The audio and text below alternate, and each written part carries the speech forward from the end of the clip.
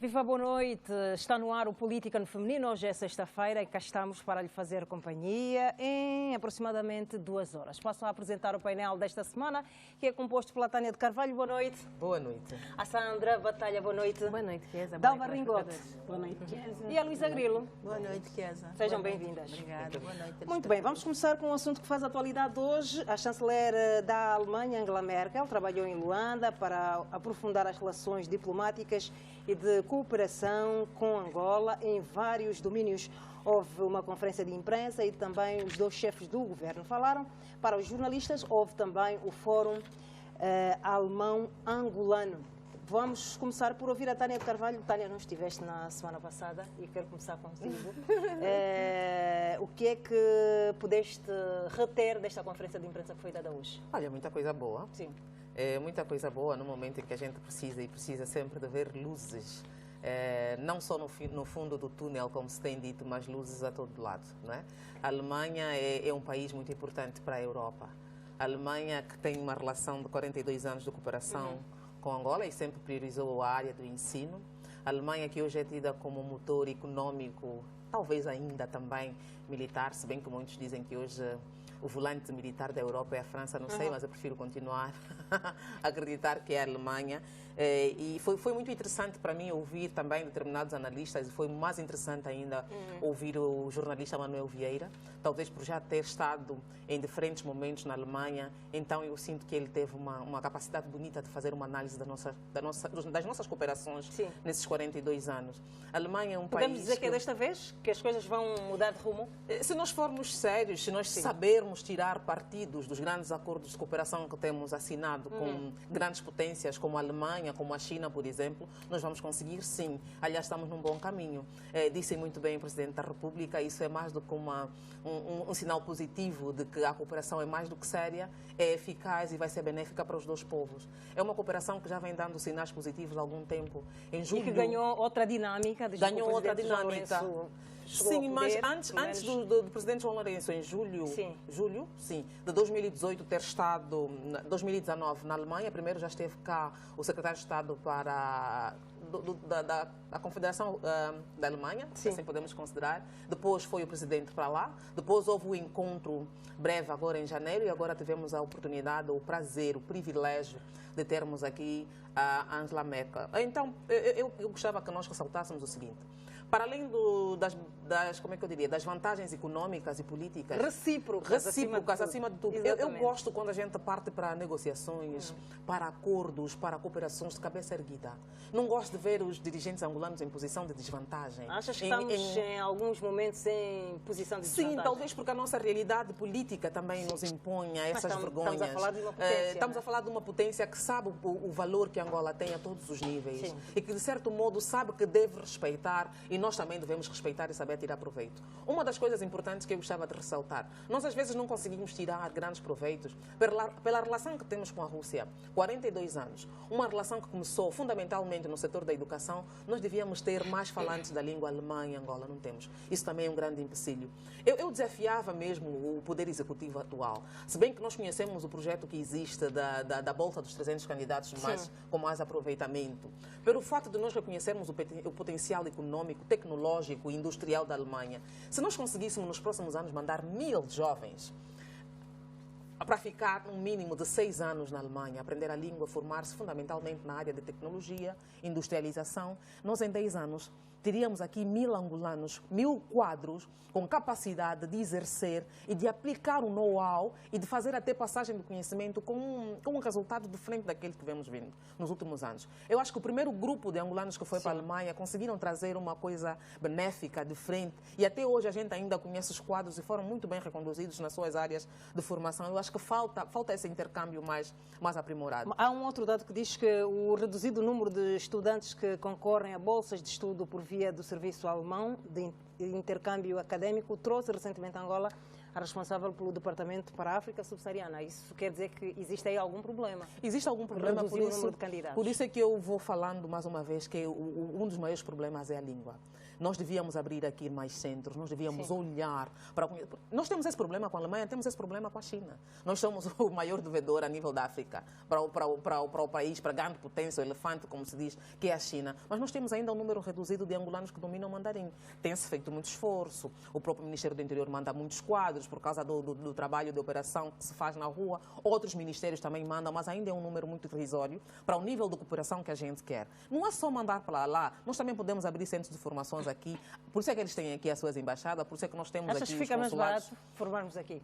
Eu penso que sim, e o número de pessoas que podem aproveitar esse projeto será maior. Exatamente. Não é? Nós podemos ter angolanos de qualquer parte do país, não só os de Luanda, que também não tem sido assim, é verdade. Mas teríamos a oportunidade de formar aqui de uma forma mais barata e um número maior, como dissemos há bocado. Deixa-me ouvir a Dalva. Dalva, a Angola quer cooperar com a Alemanha no domínio da agricultura, eletrificação e pecuária. Portanto, são áreas que achas prioritárias para esta fase que estamos a viver?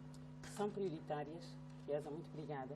E o Presidente da República deixou muito bem claro que não foi a sua impressão das áreas prioritárias, olhando também para o plano de governação atual, mas queria também fazer aqui um bocadinho de história e para dizer que a relação bilateral entre Angola e a Alemanha já remonta de aproximadamente 20 ou um bocadinho mais, 20 anos, e que a presença da Alemanha no nosso país não se faz sentir apenas no domínio bilateral.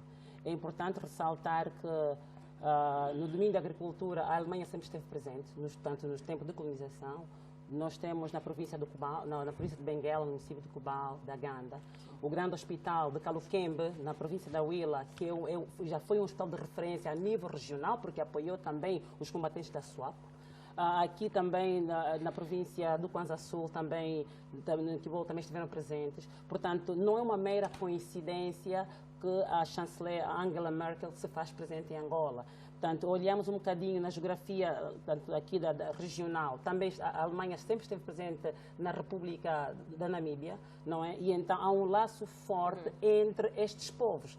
Nós, se olhamos aqui a nível nacional, a Alemanha sempre procurou se manter presente naquilo que são as relações. Tanto e no domínio das relações bilaterais, penso que é uma oportunidade feliz, não é?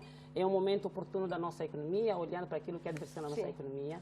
Entendo também que é preciso que neste domínio em que o Presidente da República, em sede da política de diplomacia económica, tem lançado aquilo que são as grandes bases para a diversificação, a classe empresarial também deve capturar esta oportunidade para poder criar sinergias empresariais, que não se fique apenas naquilo que são os megaprojetos, não é? Que não se fique apenas naquilo que Os megaprojetos são geralmente viáveis, achas? São projetos estruturantes voltados para o setor público, não é? E assistimos hoje, não é? O que é que Angola precisa neste momento? Não, a definição daquilo que são prioridades do Executivo foram lançadas, mas se entendermos que a classe empresarial desempenha um papel preponderante para a dinamização da economia, em que a classe empresarial são responsáveis pela produção nacional agregada, são responsáveis pelo crescimento econômico, é preciso que aproveite esta oportunidade lançada pelo Presidente da República para que eles criem, identifiquem potenciais parceiros, não é? E que possam efetivamente gerar negócios, gerar riqueza e, naturalmente, contribuir para a redução da taxa de desemprego a nível nacional.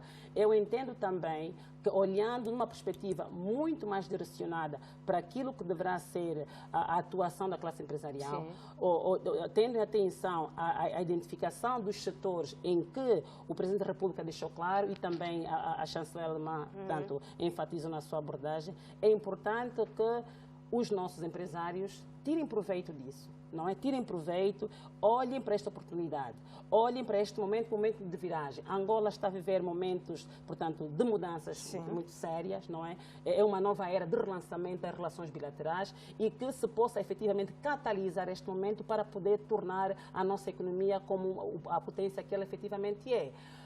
Dalva, estamos sempre a falar na perspectiva de irmos buscar, né, a experiência da Alemanha, pronto, para que os empresários aproveitem as oportunidades e por aí fora. Podemos pensar no caso contrário, dos nossos irem investir na Alemanha? é possível pensar, mas aqui um desafio muito Qual sério, é? que é que os nossos empresários é preciso que estejam preparados para enfrentar os desafios das geografias mundiais, não é? Há um conjunto de critérios que as plataformas mundiais, os grandes mercados têm estabelecido para o acesso a esses mercados. Exatamente. Para que o empresário angolano tenha condições suficientes para poder aderir à plataforma europeia, aqui critérios têm que ser observados. E, entretanto, neste domínio, temos que olhar, tanto o Plano Nacional de Formação de Quadros, que estabelece linhas gerais de formação e capacitação, quer da classe empresarial privada, como da classe pública. Isso está a acontecer? De uma forma muito tímida, não é? Mas é preciso que haja condições robustas nos empresários, que dominem a organização das empresas, a auditoria. Portanto, nós temos problemas ainda empresariais que carecem do apoio do Estado. Portanto, neste domínio, não é impossível, mas é possível, mas sempre e quando esta barreira não constitua um obstáculo real para os nossos empresários. Falamos no outro dia que eu não gosto de pensar em água mole, tanto em pedra dura, bate tanto até... Não, é preciso que entenda que a água poderá demorar eternidade para poder arrebentar uma pedra, mas o importante ainda é encontrar alternativas para dar resposta aos problemas que se enfrentam. Estamos a dizer que os empresários têm de ser mais ousados, é isso? Mais ousados, não é? E o que é importante também? Primeiro, é importante que os órgãos públicos desenvolvam ações concretas para que a Angola seja vista como uma plataforma real de poder se fazer negócio. Portanto, estamos a falar, não, temos que levar a Angola para fora.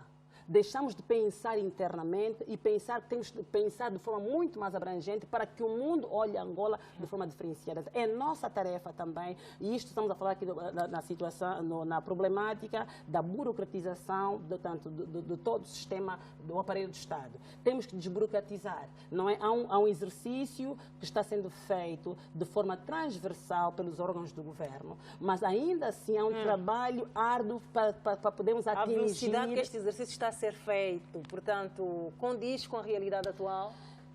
É uma nova era e é um processo. E os processos demoram o seu tempo. Não conseguimos obter tangibilidade das mudanças de forma imediata no curto prazo. É um trabalho que deverá merecer a combinação. Nós temos o caso concreto do Banco Mundial, que tem estado a trabalhar com Angola neste domínio, não é, para a melhoria do ambiente de negócio. Também tem outras instituições da Bretton Woods que trabalham com Angola neste domínio. Portanto, há aqui uma conjugação de esforços, não é? E nós, que fizemos parte deste país, também devemos ser a mudança que nós queremos ver no nosso país. Porque se nós não mudarmos de mentalidade, nossa forma de ser e de estar, não é? Vai se tornar difícil conseguirmos mudar todo o aparelho do Estado. Porque quem é o Estado? O Estado é uma denominação subjetiva. O Estado somos todos nós que exercitamos a tarefa diária de poder concretizar aquilo que são as ações da sociedade. Portanto, cada um de nós deve aportar valor naquilo que deverá ser as alterações sociais, económicas e financeiras que o país efetivamente necessita. Muito bem, vamos ouvir Luísa Grilo. É a segunda visita que Angela Merkel realiza a Angola. Portanto, o que é que, do ponto de vista prático, quer isso dizer? Tem alguma influência, alguma importância? Tem uma grande importância. Isto significa que a economia mais forte da Europa se desloca ao nosso país, é porque, de facto, vê, primeiro, oportunidades. Está mais do que visto, que há um interesse claramente bem definido. Portanto, Angola tem potencialidades que interessam à Alemanha e, portanto, para nós é uma honra muito grande e está na hora, como disseram os colegas, de nós aproveitarmos essas oportunidades. A Alemanha tem muito para nos ensinar e nós devemos, de facto, fazer esse intercâmbio porque a experiência é grande. Os colegas já disseram que, do ponto de vista do desenvolvimento da Alemanha, eles sempre estiveram juntos daqui de nós, dos angolanos. Eu estou recordado que a primeira reforma educativa, nos anos de 76, 78, 77, foi com assessoria alemã. É verdade que era da RDA, da antiga RDA, mas não deixavam de ser alemães. Sim, a primeira reforma foi. Muita gente diz que aquela reforma funcionou melhor do que esta segunda reforma. É isso que eu ia perguntar. E esta reforma está a funcionar, professora? Bom, está a funcionar com todas as limitações que nós já temos apontado. Não podemos dizer que não funciona. Então voltamos à Alemanha. Exato, é melhor, acho que é melhor.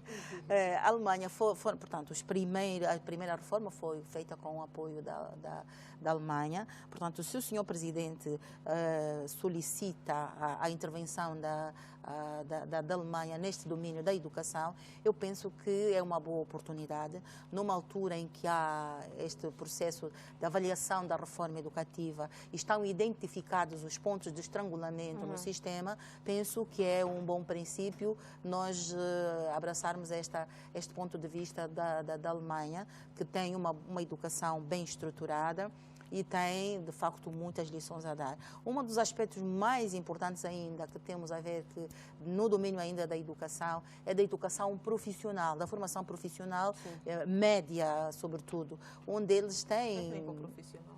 Sim, técnico profissional, onde elas de facto têm uma experiência bastante boa e que nós podíamos também potenciar. O nosso ensino técnico profissional tem um déficit grande em termos de professores para as diferentes especialidades, porque o ensino profissional já é especializado e, portanto, precisamos desse apoio.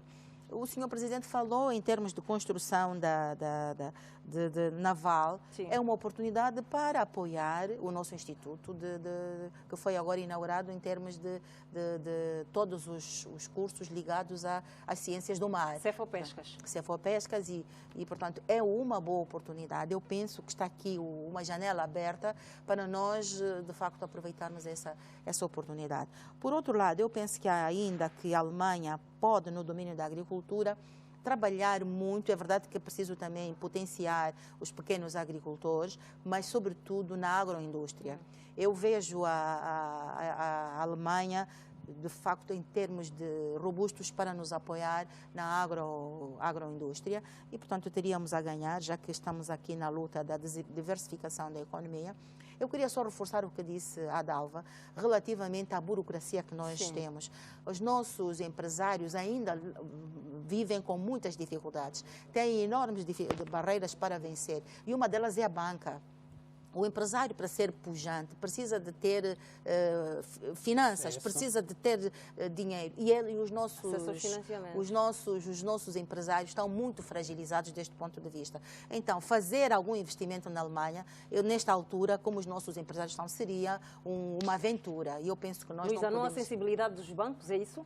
Em conceder créditos? Eu penso que sim. E as taxas de juros são bastante altas. Não encoraja ninguém a fazer empréstimos. Portanto, é preciso, de facto, e quando podem dar, complicam com a burocracia. Exatamente. Mas também dizem que não recebem planos de viabilidade em condições dos empresários. O que é também normal, porque nós sabemos que os nossos empresários estão, na sua maioria, são embrionários, são jovens que estão a aprender a ser empresários, nunca foram até agora.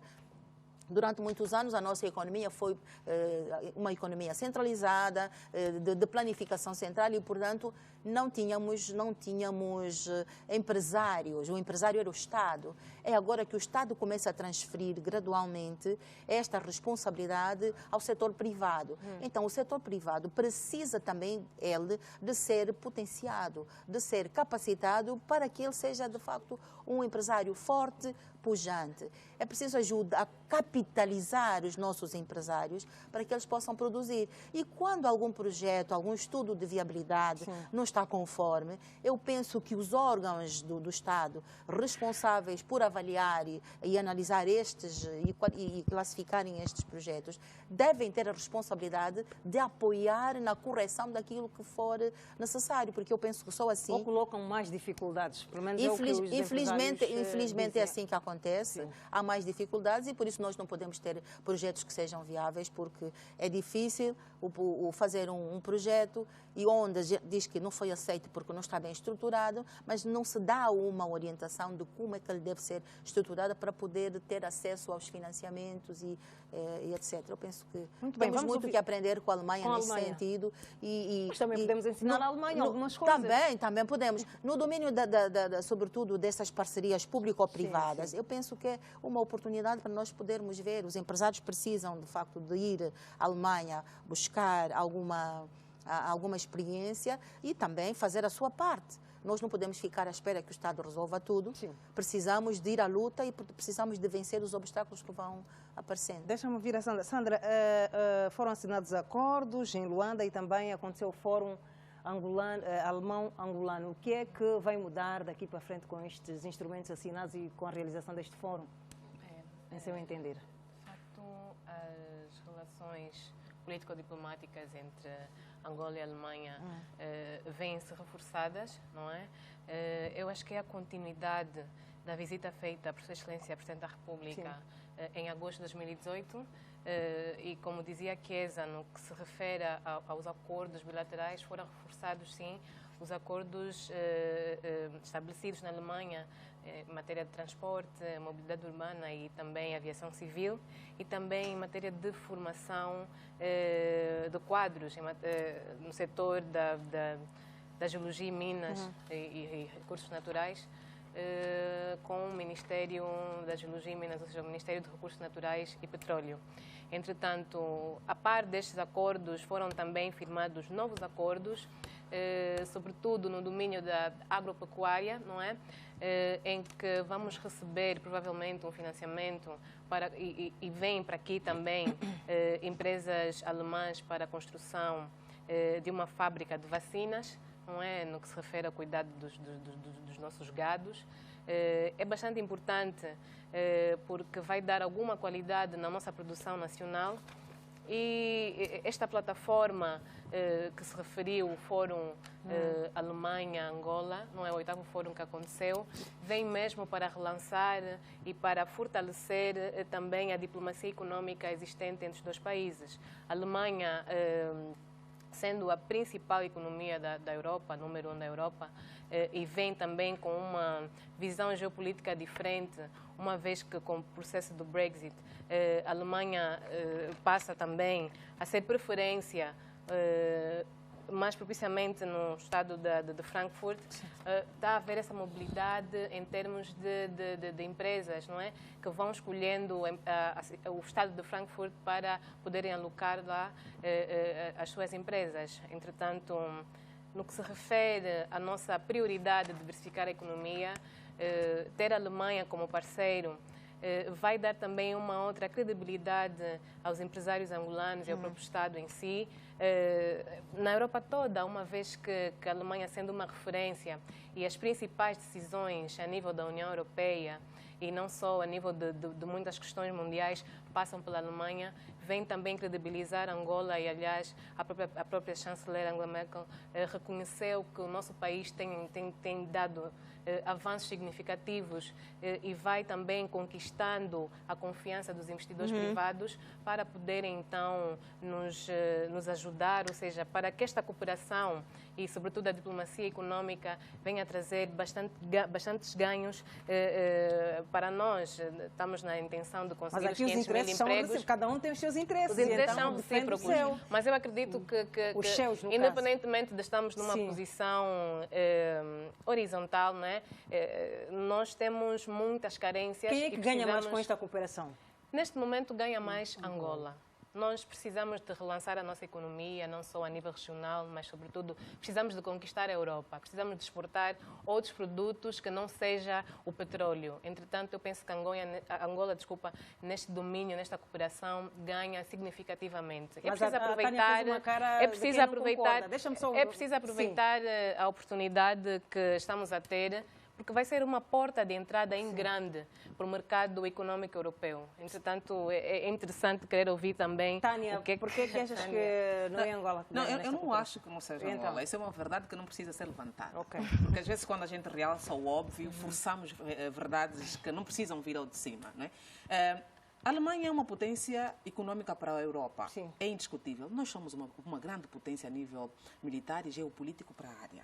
Repara, por exemplo, o nosso posicionamento para a resolução dos conflitos dos Grandes Lagos. Sim. Repara, por exemplo, o que é que os outros países vizinhos, irmãos, olham para nós como potência militar. Já chegamos a ser o sexto maior exército militar. Nós somos uma economia que está a passar os seus problemas, mas somos potencialmente fortes, com algum trabalho que estamos a exercer, com alguma isenção. Se vencermos o problema da corrupção, branqueamento de capitais e todos os outros males que nos enfermam, nós vamos ser a verdadeira potência que sempre almejamos ser. crescer. Estamos no caminho certo. O fato de estarmos no caminho certo, termos aí os métodos e as pessoas que têm pelo menos vontade política de levar Angola a bom porto, já é um sinal mais do que positivo para nós começarmos a negociar de cabeça erguida. Se nós começarmos a meter na frente que nós ganhamos mais, isso é óbvio, não precisamos discutir aqui em voz alta. Não é? Isso, quando eu digo que não precisamos discutir em voz alta, significa que temos que acreditar. Temos de saber negociar. Eu acho que nós temos primeiro temos que saber reconhecer, eu acho as debilidades do nosso país. Sim, sim. Temos que reconhecer as debilidades do nosso país. Eu não posso negar isso. E sair e dizer que numa o relação bilateral nós ganhamos mais, não é uma forma de desprezar todo o trabalho político e econômico que vai se fazendo. E há mais uma questão. Se tivermos que falar em termos de potência, sim, nós somos potência. Mas uma verdadeira potência militar produz armamento, nós não produzimos. Estamos a caminhar e muito bem, nós consumimos. Nós, nesse domínio, se nós tivermos que tocar... Qual é a potência militar africana que a Sandra conhece que produz armamento? Não, eu não quero me referir às outras potências africanas. Eu estou a me referir à potência militar de Angola. De África, temos 5 lá na frente, uma das quais... Angola não produz armamento. Então eu gostava de saber qual delas... Temos as nossas valências, sim. E ser maior não tem que ser necessariamente para ser uma verdadeira potência, necessariamente produzir armamento, existem militares. Existem alguns títulos que são importantes agregar, por questões políticas são importantes agregar, e por resoluções no âmbito de paz, que vamos conseguindo muitos ganhos a nível dos Grandes Lagos, a nível da região da SADC e não só. É importante frisar, sim, mas tivemos que tocar em aspectos sensíveis e técnicos, definirmos o que é verdadeiramente uma potência militar. Nós não vamos conseguir encontrar o nome da Angola. Mas não fui eu que fiz o ranking. Mas tudo bem. Isso é um aspecto. Mas eu também queria acho que a Tânia me cortou enquanto eu falava sobre... Não cortei. Não, a Tânia já explicou porque que... Deixa, Sandra, podes terminar o seu raciocínio e daqui a bocadinho. Bem, eu gostava de tocar na questão da formação de quadros. Dizer que, no nome da formação de quadros, nós já temos uma cooperação que data muitas décadas, e a prova disso é que no aparelho governativo do Estado, né, nós temos alguns ministros, governadores que pertenceram a esta leva, né, de estudantes que foram para lá estudar na Alemanha. Temos o exemplo do então PCA do BDA, Abraham Gurgel, temos exemplo também do governador do Namibe, Ache Mangueira, né, e vamos vendo os frutos que vão dando em matéria de governação, se realmente foram são formações... Bons frutos, é isso que a Sandra está a querer dizer. Eu acredito que sim. Nós, enquanto não vamos medir o desempenho só no quadro. Nós temos muitos problemas institucionais. Temos problemas estruturais institucionais que não passam só pelos quadros. Entretanto, vai ser bastante produtivo, uma vez que estamos também a entrar num outro acordo com a Alemanha de interesse de outros recursos minerais, que não é só o petróleo. Então, vamos esperar que a seleção desses potenciais candidatos para essas bolsas de estudo, a divulgação, que é muito importante, porque muitas das pessoas não se candidatam pelo fator língua, porque há um entendimento que não é possível as pessoas que não falam alemão ou que não têm noções básicas do alemão fazerem ou candidatarem-se a essas bolsas. Então é preciso divulgar. Existe aqui o Goethe Instituto que tem dado vários cursos de alemão, e eu acredito que se expandíssemos a informação para chegar a quem verdadeiramente está interessado, nós então teríamos muitos ganhos no domínio da formação do quadro. Deixa-me, Tânia, podes terminar o seu raciocínio? Eu concordo sim com o que a Sandra acabou de dizer, mas gostava também de realçar o seguinte. Nós temos que alargar mais o nosso leque de oportunidades e a forma de interagirmos com a Alemanha. Por exemplo, nós temos um problema grande naquilo que a gente analisa como os grandes lobbies a nível da política. Lendo o texto, mais uma vez, de Manuel Vieira, há uma questão muito importante que salta-me à vista. Apresenta-se como magoado porque a maior parte dos angolanos que continuam ou estão a residir na Alemanha vivem de pensões. Mas, no entanto, há um outro fator que ninguém explora. Nós temos um cidadão angolano no Parlamento alemão e ninguém diz, quer dizer, podíamos usar esses ativos daquelas pessoas que estão lá fora há muitos anos e conseguiram ascender-se como porta-voz, como uma pessoa que fosse ponto focal para determinadas situações, fundamentalmente ponto focal, né? Para problemas sociais. Nós, no passado recente, sabíamos que, por exemplo, a Alemanha tinha um sistema avançado para o problema de saúde de queimaduras. não é? Problemas até de ortopedia. Eram muitos angolanos que iam e vinham tratar dessas questões. Nós podemos fazer grandes cooperações, já temos tido, acredito, a nível da saúde, trazer bons técnicos, termos também referência na questão da saúde dessas áreas, por exemplo. Por intermédio dos angolanos, conseguiram ascender, hoje têm a dupla nacionalidade, tudo bem, mas têm o sangue angolano e podem servir de ponto focal, porta-voz para os nossos problemas que nós precisamos de ver resolvido com o apoio dessa grande federação. Muito bem, estava a Dalva a pedir a palavra. Sim, muito obrigada.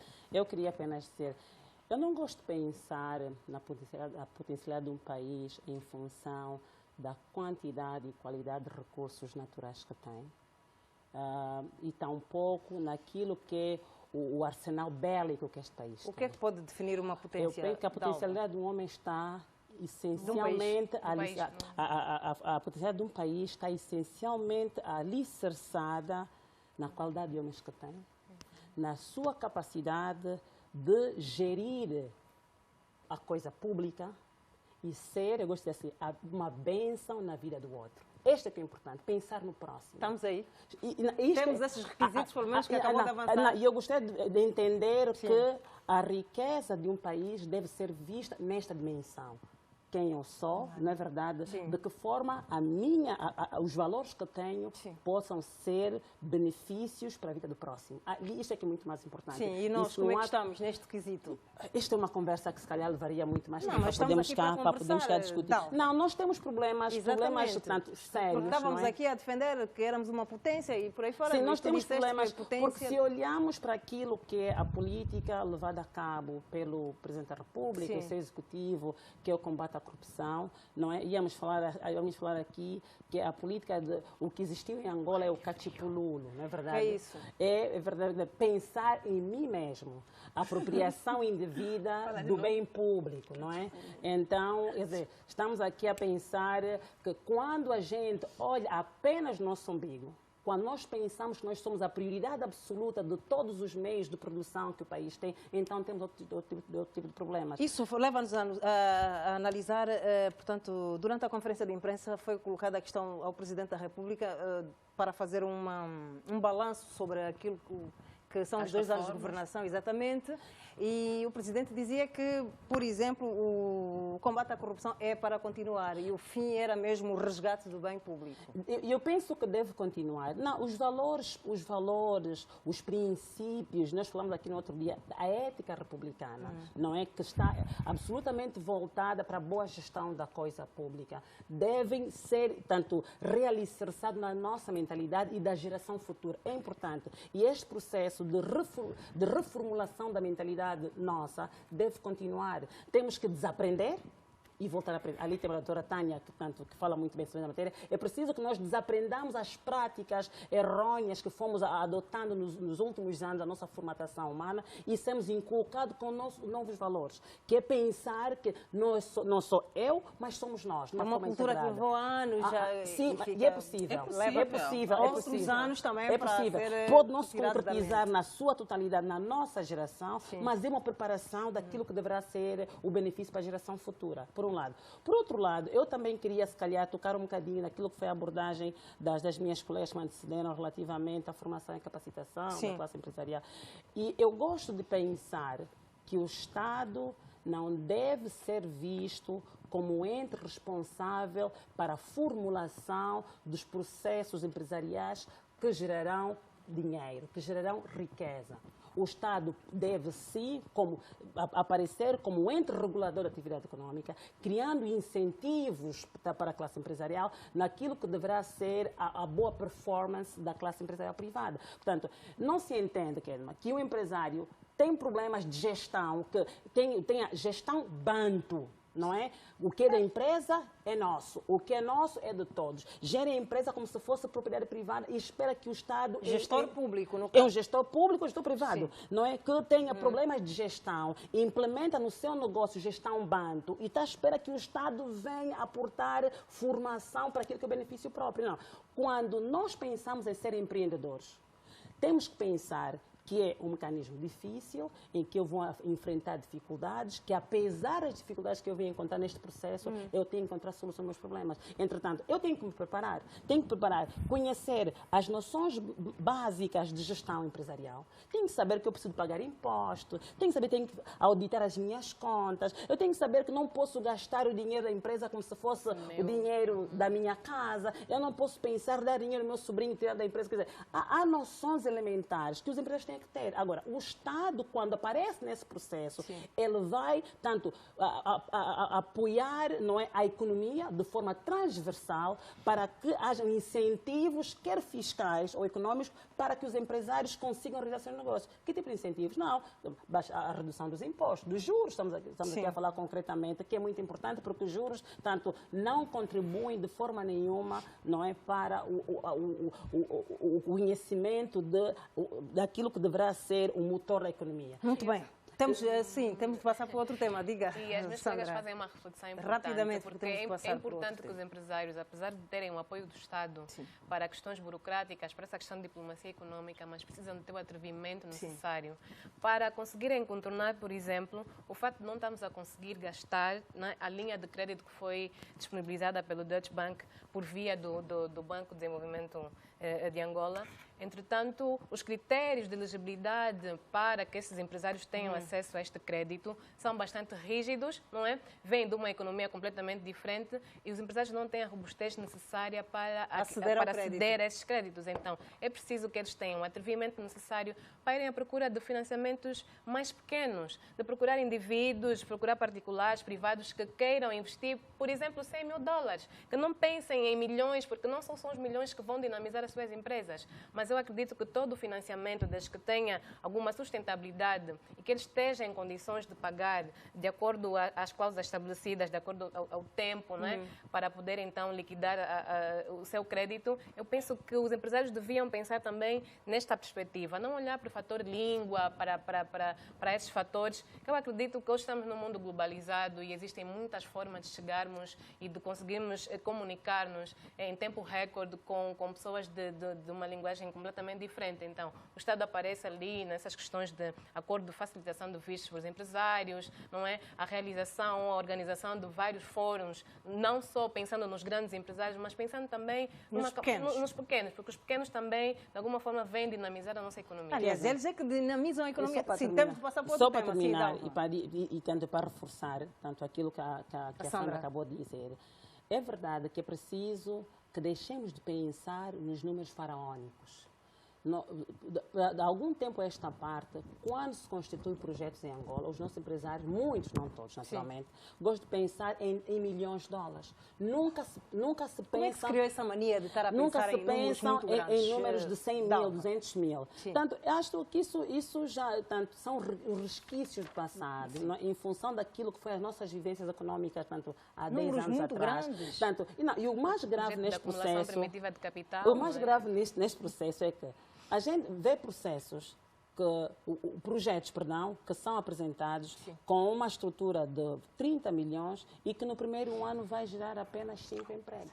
Quer dizer, não se concebe como é que uma empresa quer solicitar 30 milhões de dólares para que gere apenas 5 postos de trabalho. Quer dizer, então, são questões que são completamente perversas, não é? Aquilo que deverá ser o papel real da classe empresarial. Não, vamos ser realistas, baixar as astas e começar a pensar de forma muito mais concreta.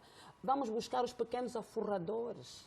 Vamos deixar de pensar nos megaprojetos, com grandes mansões, grandes fazendas, grandes projetos. Vamos pensar a pequena moagem e que custam 20, 30 mil dólares e que não ganhamos no curto prazo, mas que é uma rentabilidade no longo prazo. Pode passar esta mentalidade para os novos empreendedores? E nós temos a juventude. A verdade é que, não sei a minha geração, não é? Mas a geração, os millennials, aqueles que nasceram nos anos 2000, não é?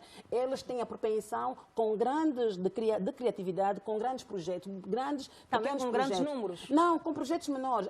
A gente vê na televisão programas de rapazes no domínio da tecnologia informática, projetos que custam, eles estão procurando 5 mil dólares. Não é? 2 mil dólares. Não pedem dólares, estão a pedir kwanzas, 300 mil kwanzas para a operacionalização de um projeto. É isto que efetivamente tanto dá a alavanca à economia. Faz a economia, e nós queremos exatamente. 10 mil projetos similares de 300, 500 mil kwanzas que possam efetivamente gerar 2, 3 empregos cada, e a sua multiplicação pode então contribuir para a redução da taxa do desemprego. Muito bem, vamos passar para outro tema. Celebrou-se o 59º aniversário do início da luta armada em Angola. O ato central teve lugar em Benguela e foi orientado pelo ministro do Interior, Eugênio Laburinho. Disse que a determinação dos heróis do 4 de fevereiro deverá ser dignificada com combate à corrupção e o nepotismo, males que prejudicaram os angolanos e atrasaram o tão esperado desenvolvimento do país. Eu quero começar com a Luísa Grilo. Luísa Grilo, como é que se pode dignificar em condições o antigo combatente? Tal como nós temos vindo a dizer, que há uma camada muito grande de angolanos que, não sei se o termo correto é vivem à margem, mas pelo menos são marginalizados. Falamos aqui a semana, no programa passado, da questão do cofre da Polícia Nacional e verificamos que o dinheiro evaporou. Sim. E que, portanto, a pobreza da polícia é visível. Porque é visível por quê? Porque em cada esquina há uma gasosa, em cada esquina há um pedido de alguma coisa. Portanto, há, de facto, sinais que mostram que eles são efetivamente muito pobres.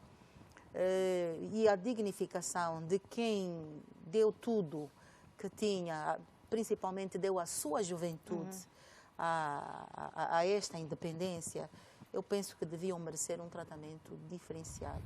Passaram dificuldades enquanto combatentes, agora que alguns já estão na idade de reforma, deviam efetivamente ter alguma coisa que os dignificasse. E uma das coisas que eu acho que é muito simples de se conseguir, para além de uma pensão digna, porque eu vi ali a pensão de 23 mil kwanzas, francamente. 19 mil e 23 mil Sim, kwanzas. 23 mil kwanzas, sinceramente, isso não, primeiro não serve para matar sequer a fome da família que tem. E por muito reduzida que seja a família, 23 mil kwanzas não é suficiente para matar a família, a fome de ninguém. Muitos desses acabaram por ficar deficientes por razões diversas e é preciso um tratamento diferenciado, porque se tornaram pessoas vulneráveis, tornaram-se pessoas, não digo dependentes, mas tornaram-se especiais, pessoas especiais exatamente por causa das suas limitações físicas, em alguns casos intelectuais, e que, portanto, precisam de um apoio melhor do governo, aí sim, e de toda a sociedade, contribuir de alguma forma para que eles pudessem ser inseridos e a sua família também pudesse usufruir desta independência que é para todos e é de todos, afinal, levou o sangue de todos e também deve ser benefício de todos e não um benefício para meia dúzia de pessoas. É verdade que o sistema estava completamente, estava e ainda está distorcido e a distribuição da riqueza não se faz em termos de igualdade de direitos e de oportunidades, mas precisamos de pensar nesta classe com muito carinho e com muita especialidade, porque, na verdade, eles são merecedores disso. O Ministério dos Antigos Combatentes e Veteranos da Pátria está a fazer o recadastramento da sua base de dados e há muita confusão que se cria aí sobre a definição de quem é, de facto, o antigo combatente. Quero ouvir a Tânia de Carvalho. Portanto, como é que se pode estabelecer balizas para definir melhor quem é o antigo combatente? De forma a se evitarem as confusões que têm acontecido até. Quem deve responder são as pessoas que durante esses anos ocuparam a pasta de ministro para o setor em referência. Mas, como socióloga, como é que... Sim, mas atenção, o tratamento que o governo angolano dá aos antigos combatentes é reflexo do sentimento que eles mesmos têm dos colegas que andaram na mata. Porque não se percebe. Nós só temos, vamos fazer agora 45 anos de independência. Obviamente temos muitos antigos combatentes mesmo da guerra, do conflito armado, da luta de libertação ainda em vida. Como é que tu achas, ou quando eu faço essa pergunta, estou a fazer uma pergunta retórica, como é que nós podemos achar normal nós termos alguém que teve a sua vida, como é que eu diria, as oportunidades coartadas, porque teve que se entregar para a luta e para o bem-estar do povo angolano, hoje vai viver com 23 mil. Não tem a oportunidade de pôr os filhos a estudar, não tem uma vida condigna para dar à mulher, e é um sofrimento para ter também esses 23 mil. E passaram por lá muitos ministros, todos ricos. Nós não tivemos nenhum ministro do antigo combatente pobre. Não estou a dizer que foi quer dizer, também foi uma forma. E temos muitos que têm patentes generais, nem sequer chegaram a sargentos. Nós sabemos, conhecemos, na asta pública nós conhecemos. Toda a gente conhece alguém que está a ter a vença, se assim podemos considerar, a pensão, mas que não foi militante, não houve uma cultura de denúncia. É preciso clarificar os requisitos. Repara, o facto de nós termos o atual presidente da UNITA na sua agenda de trabalho com o encontro do presidente da República a pedir, por exemplo, a inclusão dos ex-militares das falas é um sinal claro de algum trabalho mal feito. Porque a UNITA nós todos aprendemos e estudamos que também foi um dos movimentos de libertação. O indivíduo que está nas falas também lutou contra o colono, também entregou sua vida, também ama essa terra. Da mesma forma que o indivíduo que esteve na outra fração militar, se vamos assim considerar, também entregou-se. Quer dizer, quando não há sensibilidade para olharmos as coisas como angolanos iguais, tudo começa a estragar. Como é que nós vamos admitir que alguém tenha uma pensão de 19 mil kwanzas quando nós sabemos o que é uma cesta básica? Tu vais para um restaurante comer mufete, nosso prato tradicional, que até não precisas usar nenhum produto importado para fazer o prato de mufete, né?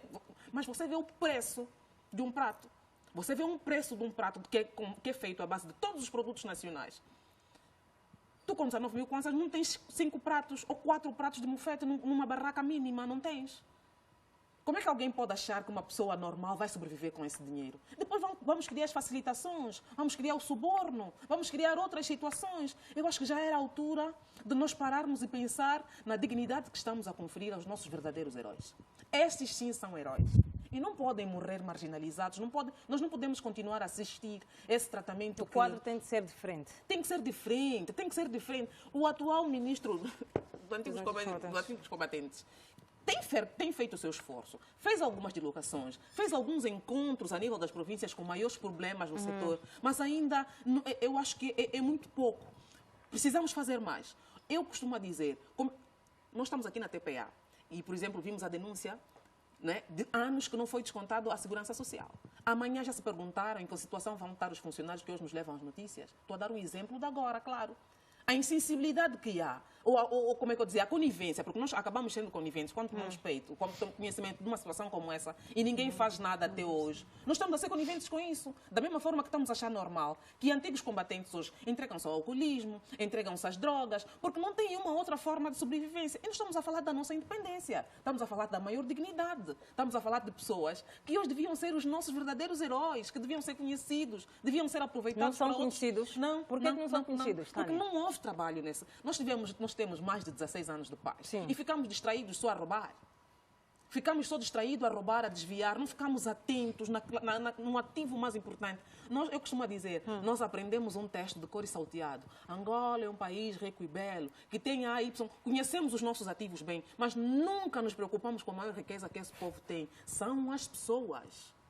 A maior riqueza que nós temos são as pessoas.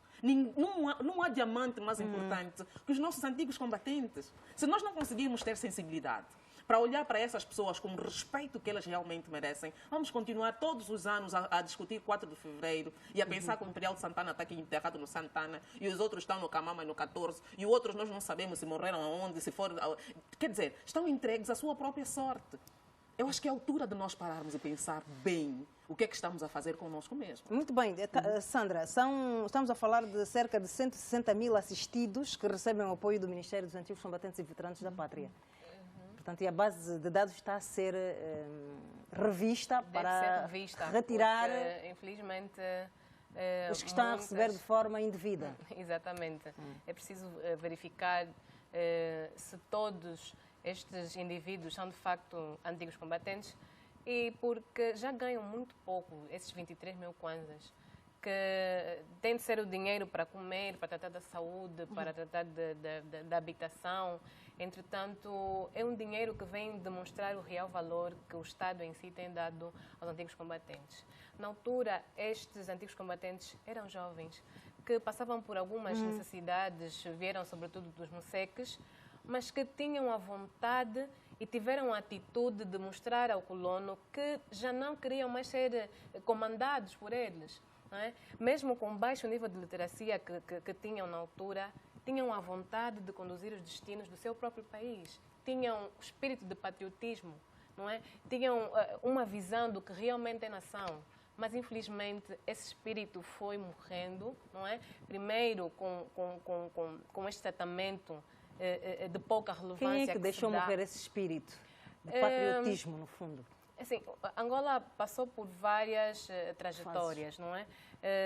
Quando nós atingimos a independência, tão logo tivemos o conflito armado. Mas após o conflito armado, havia a necessidade não só de olharmos para as questões inerentes à paz efetiva, mas também para olharmos para o nosso percurso histórico, não é? O que é que nos motivou, quem foram as pessoas que realmente lutaram para que conseguíssemos chegar à independência e termos até a fase de lutarmos entre nós. Entretanto, a educação peca nesse aspecto, não é? A história, não só como ciência, a nível do nosso país também peca nesse aspecto, porque o 4 de fevereiro não devia ser só lembrado por altura do mês de fevereiro, mas devia ser um assunto de várias páginas nos livros, a começar pelo ensino primário, e futuramente devia ser como fazem, por exemplo, os ingleses. Estudam de forma profunda a sua literatura, os seus clássicos, sabem quem foram os seus, sabem perfeitamente como é que funciona a monarquia, qual é o seu percurso histórico. Como então, é que se pode entender uma forma que um de jovem educar nesta a sociedade fase é pela educação. Como é que se pode entender que um jovem nesta fase esteja a pensar que o 4 de fevereiro é a comemoração do aeroporto 4 de fevereiro que nós temos? E olha Faz só, algum sentido? Faz sentido, porque frisei há pouco tempo que não foi dado o verdadeiro valor, porque nós não introduzimos a temática 4 de fevereiro com forte presença no currículo escolar e acadêmico. Entretanto, quando um país não dá e quem o deve devido saber valor também tem um interesse à sua reserva... por isso? Não percebo? Quem deve saber tem um interesse por isso? Pelo Mas menos perde o mostra esse interesse. Porque assim, há questões que o Estado deve salvaguardar, não é? Então, a história não morre porque ela permanece ali a nível da educação e sempre que possível todo indivíduo que vai se formar em Angola vai saber o que é o 4 de fevereiro. Entretanto, se deixam a história morrer a nível da educação, este indivíduo nem tem como ter o tal interesse em saber realmente quem foram os principais atores deste 4 de fevereiro. Não sabe qual é o verdadeiro sentido da katana deste 4 de fevereiro. Então é preciso fazer um trabalho de fundo, é preciso aproveitar este 4 de fevereiro não só para atividades político-partidárias, não é? Ou para esses atos centrais, mas também para refletirmos o sentido de nação que temos hoje, para olharmos ou valorizarmos todo esse esforço e sacrifício que esses homens tiveram, não é? Não devia ser deitado água abaixo com esses atos de corrupção que vêm escandalizando e envergonhando Angola pelo mundo afora. Nós devíamos, de facto, valorizar o trabalho que estes homens fizeram e olhar fundamentalmente para aquilo que eles têm como pensão. Estes 23 mil kwanzas, podia ser possível, de facto, se tivessem infraestruturas de apoio, né? Se tivessem lares de acolhimento, se tivessem bairros sociais com condições condignas, se tivessem acesso direto à saúde, uma saúde de qualidade, não é? Se tivessem acesso a uma cesta básica. Estes 23 mil kwanzas seriam para complementar toda a assistência social que o Estado dá, não é, a estes indivíduos, mas infelizmente não é assim que acontece. Então é preciso refletir, é preciso quem tem o poder de decisão a nível do Ministério dos Antigos Combatentes propor ao Executivo, ao chefe do Executivo, políticas diferentes, estratégia diferente para podermos então valorizar este nosso belo diamante. Como dizia muito bem a Tânia, não existe diamante que vale mais do que o nosso herói do 4 de fevereiro, porque se nós somos a Angola que somos hoje, é porque teve um começo. E o 4 de fevereiro foi uma das fases para chegarmos à independência.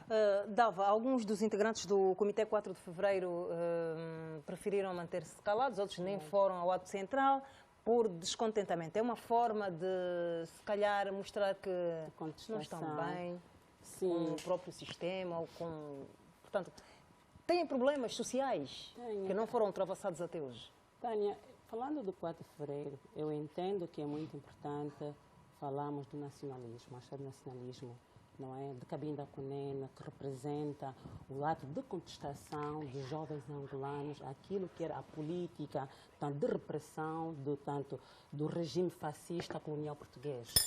E o 4 de fevereiro ele surge como culminar da clandestinidade de um conjunto de jovens que vinham efetivamente demonstrando aquilo que era a vontade de quererem se libertar, que que resultou, portanto, vamos falar um bocadinho, fazer um bocadinho de história do processo dos 50, em que temos tanto a ponta de Agostinho Neto, Mendes de Carvalho, o falecido Beto Van Dunen, temos também o Noé Saúde, não é? Esses fazem parte, não é, de entanto, do processo de 50. Surge depois, aquilo está em discussão no MPLA, que é o processo dos 36, outros dizem que é dos 38, que morreram, também tiveram presentes grandes nacionalistas neste processo. Portanto, é um bocadinho olhar para aquilo que foi o papel desempenhado por os jovens intelectuais nacionais que trabalham com as comunidades a nível nacional, a alfabetização da necessidade do povo angolano se libertar daquilo que era o regime fascista português, não é? E, entretanto, e olhamos para um bocadinho dessa história, não é? E vamos, então, compreender o que é que realmente nós estamos a fazer hoje. Hoje, o processo, tanto os integrantes do 4 de fevereiro, se a memória não me trai, penso existirem apenas uns 17, se não muito 20, não estou certa. Temos, entre outros, aquela que é a Engrácia, temos o Pedro José Van Dunen, não é? Poucas pessoas estão em vida hoje. Mas temos viúvas, temos órfãos, e vou dizer, mas entretanto, dados do Ministério dos Antigos Combatentes. Entretanto, a libertação, a luta de libertação de Angola deve ser vista numa dimensão maior, numa plataforma em que incorpora todos os movimentos que combateram para a libertação de Angola, não é? Quer das outras, da UNITA, da FENELA, do MPLA, para que consigamos efetivamente ter uma inclusão política nacional. Isto é que é importante. Agora, a situação que se vive, que se faz sentir nos nossos heróis do 4 de fevereiro, nos nossos antigos combatentes, é efetivamente deplorável, não é? E entendo que poderíamos ter feito melhor. Não olho apenas para aquilo que são os valores numéricos. Os 23 mil kwanzas podiam ter sido 100, mas são as condições associadas àquilo que deveria ser a vida que eles levaram, olhando para a questão de saúde. O seguro de saúde é importante, a habitação é importante. Então, quando a gente tem esta acomodação periférica em nossa vida, o valor monetário não representa tanto quanto temos outros benefícios agregados. Há um esforço que o governo do presidente João Lourenço tem implementado no seu plano de governação para poder olhar de forma diferenciada a contribuição dos antigos combatentes. Se vimos muito recentemente, foi o ato do Presidente da República proceder o desenterro do general Ben, dar-lhe um enterro digno de um general, não é? E isto é uma sinalização positiva daquilo que efetivamente é o processo de reconciliação nacional. Então, é bom que os auxiliares do Presidente da República, que trabalham nesta perspectiva, ou na perspectiva setorial, não é? Apresentem propostas concretas, não é? De forma a poder abranger uma visão muito mais extensiva de todos que combateram pela Angola que nós temos hoje. Porque eu acredito que vamos chegar a uma altura, pode não ser na nossa geração, na geração futura, que não teremos quem é UNITA, quem é MPLA, quem é FENELA. Somos todos angolanos. E nós queremos isso. Mas é esse o nosso Somos todos angolanos. E esta iniciativa já iniciou com o próprio presidente. É claro que é um processo difícil, que para chegar aos patamares desejáveis, é preciso que entendamos que há fases desse processo. Mas ainda assim, a definição concreta de políticas para poder acautelar a vida dessas pessoas. Porque estamos a falar não é de dinheiro, estamos a falar de vidas humanas, estamos a falar de pessoas que contribuíram para que Angola pudesse alcançar a independência em 75. Estamos a falar de pessoas que prepararam caminhos para nós. Não é pessoas que contribuíram para que nós tivéssemos... E como é que nós temos estado a receber este legado? Nós, a nova geração. A nova geração, não é? O testemunho, o problema é que o modelo de passagem de testemunho, de que forma é que a geração passada passou o testemunho para nós? E de que forma é que passou? Então, há aqui uma distorção muito grande da informação, não é? Mesmo dos fatos, mas ainda assim, hoje Vamos deixar aquilo que são informações periféricas. A começar mesmo pela própria data do início da luta armada. Por exemplo, a FNLA diz que começou a 15 de março. Há outras datas que... A clandestinidade que em se Angola, levantam. que é essa Exatamente. clandestinidade, já remota desde o tempo da colonização. Vamos olhar para Muto e Aquevela, vamos olhar para Mandume, portanto, da Gingambande. Quer dizer, e se puxamos a história para um bocadinho mais próximo, temos também mulheres, eu gosto de pensar, de Olinda Rodrigues, não é? Que é uma referência que eu gosto muito de pensar. Não, homens e mulheres deste país deram contribuições valiosas para que a nossa geração pudesse experimentar hoje o que é a globalização, não é verdade? A integração de mercados. Portanto, o que é importante nisso? É nós, e falamos em instantes inicialmente, pensarmos no próximo. Olhar um homem ou uma mulher como a nossa extensão.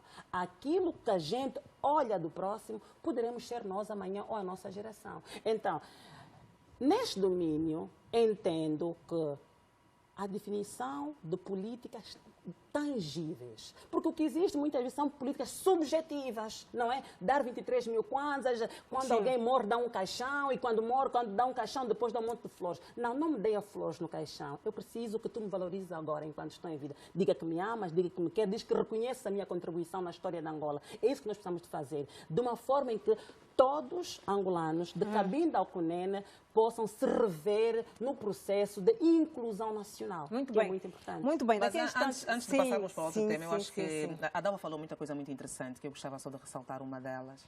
Nós temos que começar a escrever a nossa história longe dos anais da política. Porque amanhã, se de repente subir um outro partido, ser governo sem ser o MPLA, nós vamos ver um 4 de fevereiro já vermelho e amarelo. Vermelho e verde. Temos como não sei dissociar que- isso?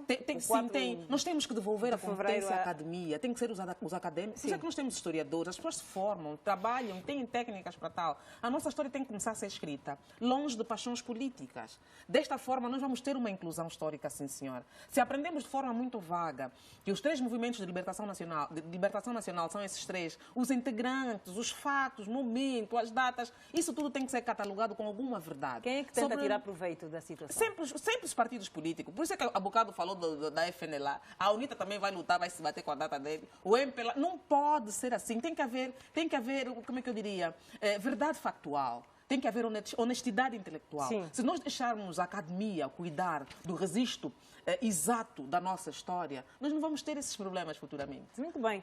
E essa é uma das razões que faz com que os jovens hoje não saibam exatamente o significado e o sentido do 4 de fevereiro.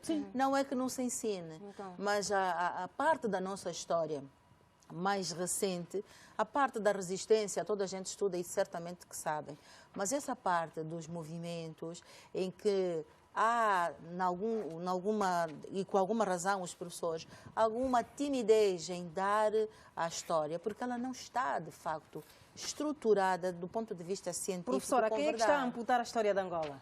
Bom, os historiadores têm que escrever. Sim. Porque ali nós temos... Quem promove Nós este- temos... Este movimento da amputação da história de define? Angola?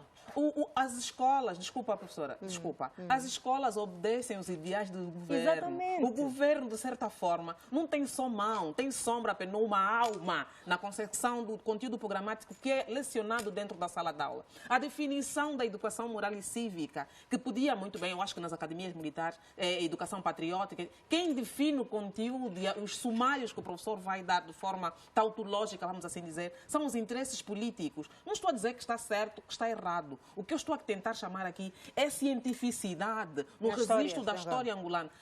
Fez uma pergunta muito interessante a Sandra.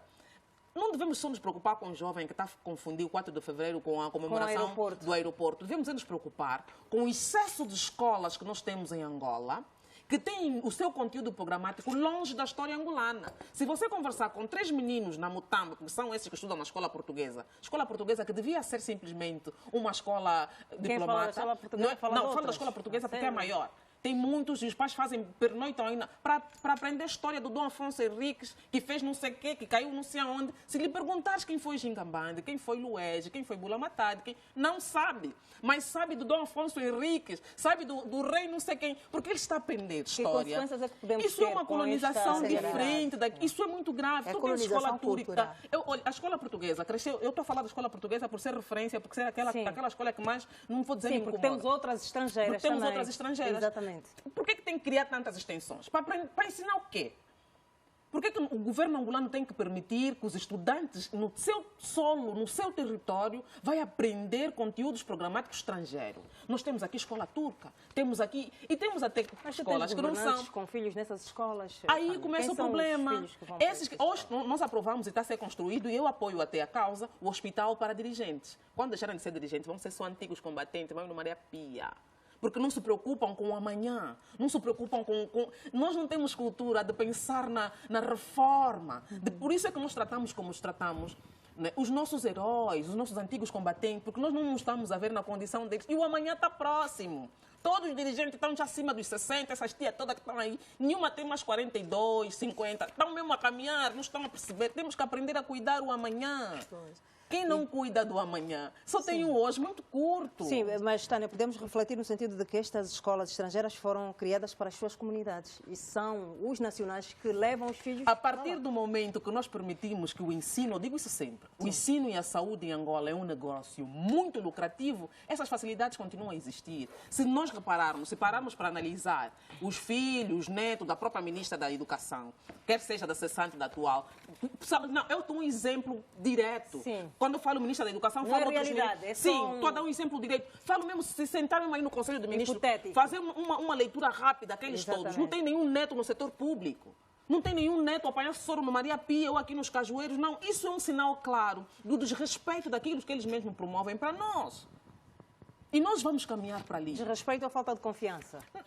Vai confiar como se ele que está a definir as políticas. Vai deixar de desconfiar porque é desrespeito. É a fragilidade do nosso ensino que ele não aceita que os seus sejam formatados nessa fragilidade que se confere aos nossos. Sim, vamos deixar a Luísa Eu estava exatamente a dizer o que a Tânia acabou por dizer. De facto, nós precisamos de repensar o conteúdo da nossa história.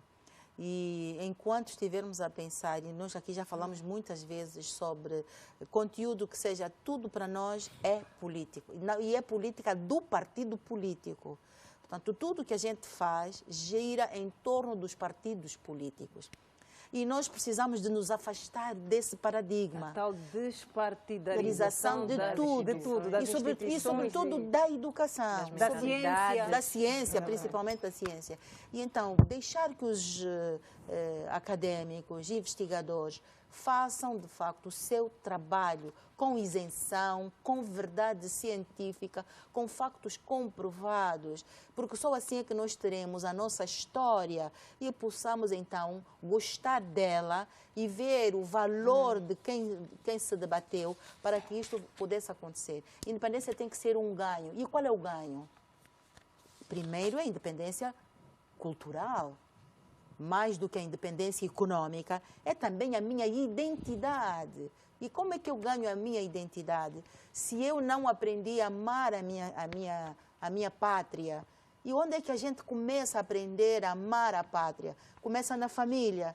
E depois a escola tem que consolidar e ampliar este conhecimento, este gosto, este sentimento de pertença a uma nação. O facto de muitos dirigentes não terem os seus filhos no sistema nacional, seja ele público ou privado, dá essa oportunidade do que a Tânia acabou de dizer e com toda a justeza, que de facto não estão a valorizar. Entre eu que fui colonizado, aceito a história do colonizador, mas renego a minha história. Embora, é preciso dizer, essas escolas estrangeiras, de acordo com o decreto 207, ainda em vigor, são obrigadas a ensinar história e geografia de Angola. Agora, onde está o problema? Será que eles de facto ensinam? E que história e que geografia ensinam? Quem fiscaliza? Quem avalia essas situações? Concordo também com o que disse a Tânia, que de facto há muitas escolas de currículos estrangeiros. É verdade que cada um tem livre-arbítrio e pode pôr o filho onde quiser, é natural. Mas uma criança, pelo menos até a 9ª classe, devia consolidar as estruturas de conhecimento do seu país, pelo menos até a 9ª classe. Depois é outra coisa. Mas pronto, a falta de confiança, as nossas escolas não tem qualidade, quem pode pagar paga. E aí nunca ninguém reclama, porque o pagamento nessas escolas não tem nada a ver com aqueles colégios que foram agora à PGR responder. Nem sequer é um quarto do que eles pagam aí. E ninguém reclama? Não, eu nunca vi a INADECA ir lá reclamar. Quer dizer, eu acho que a resolução dessas questões Sim, passa Sandra, temos de ir por ao intervalo. legislação. Sim. Quando se legislar que os governantes não podem ter os filhos a estudar no ensino... Achas que precisamos disso? Precisamos. Não seria uma Uma medida questão de quando a mentalidade não consegue se adequar, não é, aos novos tempos, não conseguimos partir para a valorização, então vamos legislar. Legislação que depois dá penalização. Pode até perder o cargo, pode ser exonerado. Aí já vamos ter aí nós vamos ver que A quem merenda tem escolar poder, vai voltar. quem tem poder de É contra a regra decisão, do mercado. Merenda quem tem poder escolar, de se decisão, tomarmos essa decisão, a merenda vai voltar. quem tem poder de decisão vai, de facto, propor as melhores políticas, né? As reais e aquelas que podem ser, de facto, materializadas e ter resultados positivos e conseguirmos, então, melhorar o nosso setor social. Muito bem, vamos, quando voltarmos, falar sobre a distribuição de livros nas escolas. Até já.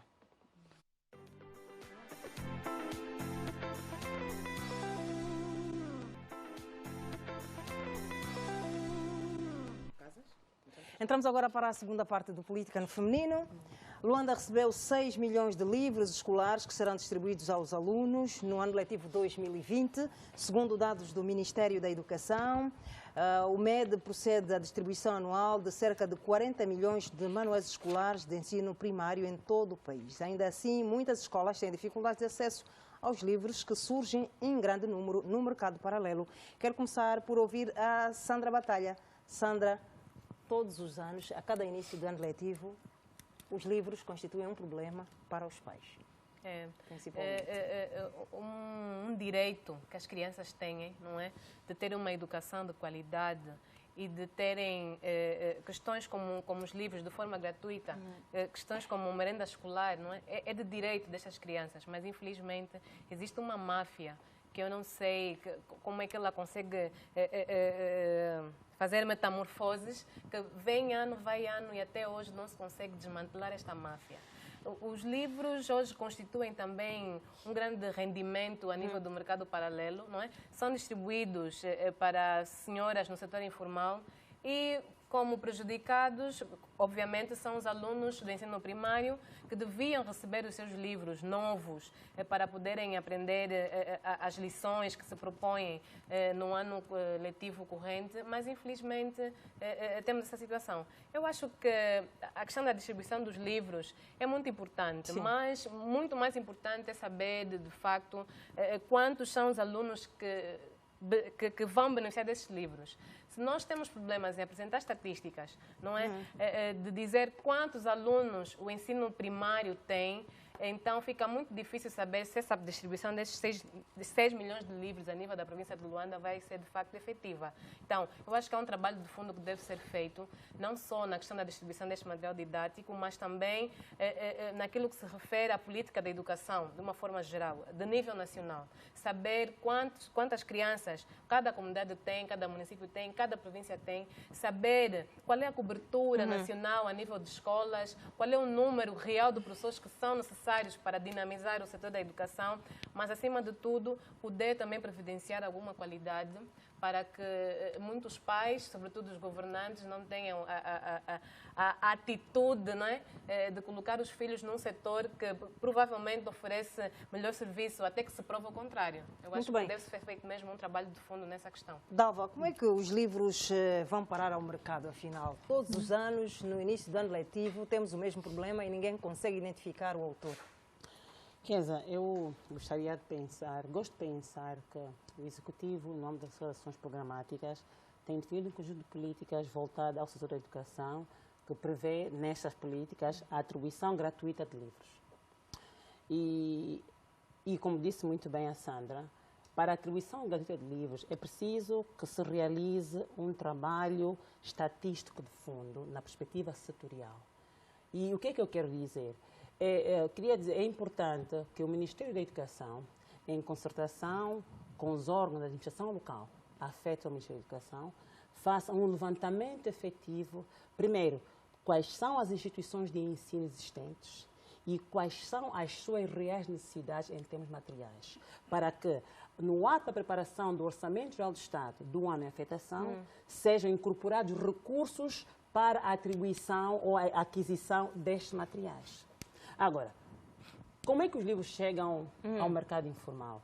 É claro, quando não há um controle efetivo daquilo que deveria ser a atribuição dos materiais para as escolas afetas, quando não temos estatísticas reais, há espaços cinzentos para que a corrupção, o desvio, a apropriação indevida se materialize.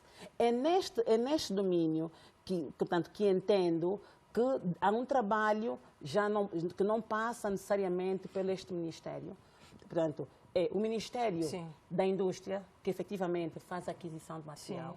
Deve, numa perspectiva, a Jusante, porque a montante é o Ministério que deve reportar a informação toda e atribuir ao Ministério da Indústria para que este, então, despolete este processo. Mas há um outro problema, e que foi levantado agora pelos empresários nacionais, que eu queria trazer aqui à reflexão das minhas colegas, é o fato de, ainda assim, não obstante aquilo que são as iniciativas do Executivo em priorizar a classe empresarial nacional, não é, se registra que grandes instituições de Estado fazem aquisições de materiais, neste caso de livros, em países estrangeiros. Quer dizer, hoje não se concebe porque é que nós compramos e mandamos editar é o termo, imprimir esses livros, por exemplo, num país como a África do Sul. Temos capacidade Quando local. nós em Angola, para impressora, eu acredito que temos. Não, nós temos que dar um benefício, uma oportunidade aos nossos empresários nacionais para que eles também possam efetivamente realizar os seus negócios, possam trabalhar com o Estado, tanto de forma em parceria. Não podemos, temos que acabar com esta política de terciarizar em países estrangeiros aqueles que são os serviços de Estado. Eu penso que a monitorização deste processo deve passar também pelos órgãos de fiscalização, que é preventiva como concomitante do Estado. Portanto, no âmbito da condução da despesa pública, estamos a falar da lei da contratação pública, deve existir um processo que venha a vetar esta prática de priorização sistemática de entes externos, interferência naquilo que são produtos de utilidade imediata da nossa população. Agora, sim, vai para o mercado negro. Como é que vai? Não há um controle. Todos os anos temos o mesmo problema e ninguém consegue controlar os livros. Quando as estatísticas não são reais, se os números reportados não são reais, se nós não sabemos quantas crianças estão dentro do sistema de ensino e quantas virão aceder ao sistema nos anos subsequentes, não é? Quando nós não sabemos as necessidades reais a nível central, a nível local, não é verdade? Quando não se conhece estes elementos que são fundamentais. Não, as compras do Estado, no âmbito da contratação, são faraónicas, mas o grave nisso é o impacto que isto tem na despesa pública. É preciso a mobilização de recursos, porque senão é um trabalho mexer nas finanças. É preciso que haja um trabalho, não é, transversal a nível das delegações do Ministério da Indústria, do Ministério da Saúde, do Ministério da Educação, do Ministério das Finanças, a nível local, que possam trabalhar de forma tanto articulada para que o ente que vai fazer a aquisição tenha dados reais. Então, e ali é preciso que haja não é responsabilização. Há um termo que nós pensamos que accountability é igual à responsabilização. Não. Accountability é associado com cadeia. As pessoas, este é o termo. Não, é responsabilização dos atos de gestão da coisa pública associado à cadeia. Então, e ali entra a temática da corrupção. Como é que há esses desvios? Porque há alguém no sistema destas zonas cinzentas para permitir que haja o desvio, portanto, desses materiais. É preciso que as pessoas sejam chamadas à responsabilidade. Os diretores da escola, os delegados provinciais e todos os outros, porque, na verdade, este processo, o desvio dos livros, não começa na escola. Exatamente. Já vem do ente que faz a distribuição efetiva. Será que nós precisamos de 40 milhões? Vamos fazer a comparação estatística se nós temos anualmente 40 milhões de alunos no sistema de ensino. É verdade. Então, esta análise que fizemos aqui, é preciso, portanto, olharmos de forma direta para podermos, então, determinar a real necessidade. E ali, só um bocadinho, Kesa, tem muito a ver com aquilo que nós chamamos a qualidade de despesa. Não é? A qualidade de despesa também toca, efetivamente, naquilo que deverá ser o tipo de despesa, os montantes aí reportados, tanto na preparação do orçamento. Professora Luísa Grilo, a distribuição de livros no país. É sempre um problema. Sim. Mas eu queria só fazer aqui uma correção relativamente ao que disse a colega sobre a qualidade da despesa. Sim. Se os 40 milhões de livros são mesmo necessários. Nós aqui estamos a falar de 40 milhões brutos. Sim. Mas precisamos de ver que uma criança precisa, na primeira classe, 5 livros. Na iniciação, 3 livros. Portanto, é preciso ver cada título, quantos livros devem ser precisos, Então, é para se fazer o rácio criança-manual. Ou manuais. Portanto, uma criança, 5 manuais, por exemplo, na primeira classe. Se for na nona, já é muito mais. Sim. E aqui, quando a gente está a falar de 40 milhões de livros, não está a diferenciar quantos são de matemática, quantos são de português, quantos são de... Global. É global. Sim. Portanto, os 40 milhões muitas vezes são insuficientes. E são insuficientes por quê? Porque, exatamente já disseram que as colegas que a estatística não é fiável. E como a estatística não é fiável, nós não sabemos quantas crianças, sobretudo, vão aceder ao sistema de ensino. Quantos são novos e quantos já estão no sistema.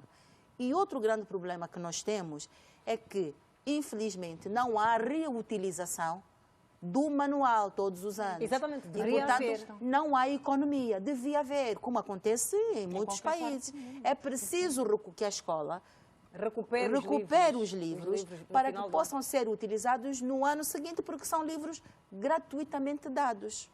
Então, por isso... Quando são dados. Quando são dados, sim. Então, os livros escolares deviam, de facto, ter estas duas componentes. O governo fazer um esforço para repor aqueles que são danificados, porque é impossível não ter perdas. E, sobretudo, precisamos de ver a qualidade dos livros que são postos.